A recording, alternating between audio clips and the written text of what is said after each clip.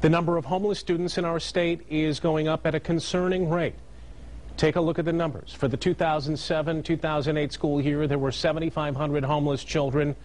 Just 2 years later, that number nearly tripled to more than 22,000. And while some of that jump may be related to better counting, the department says most of it can probably be linked to the economy.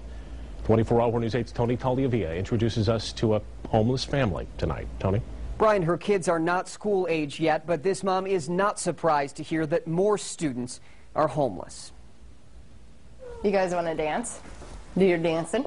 Her 1-year-old and 2-year-old don't understand everything that's going on around them.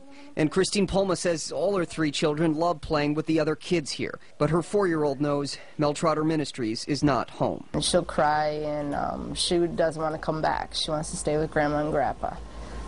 So she knows that this isn't a permanent place to stay. The 31-year-old mother from the Door area in Allegan County and her children have been staying at the mission for about 3 months. Palma says she hasn't had a permanent job since she was laid off from a credit union more than 4 years ago. She says she is not surprised by the spike in homeless students, and neither is Mel Trotter's president. Well, what we're seeing is something new beyond the stereotypical image of homelessness, being the single male addicted to alcohol or drugs. We're seeing more people who are becoming homeless because of the recession. The foreclosure rate right now has put a lot of families out on the street, and the joblessness rate. People just don't have the resources to fall back on that they did. The most recent homeless student numbers from the Michigan Department of Education are for last school year, and there's been some positive economic news this fall. But the Reverend Chico Daniels says that has yet to translate to a decline in the homeless population at his mission.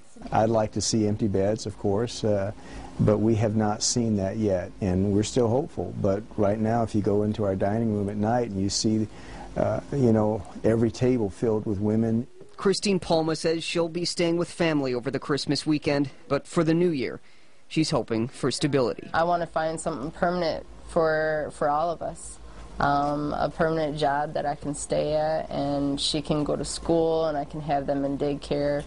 Even working part-time, I'd be happy with doing something like that for the beginning. Monday night or Tuesday night. This report says most homeless children are not staying in shelters or missions. In fact, most of them are staying doubled up with relatives or friends. Brian?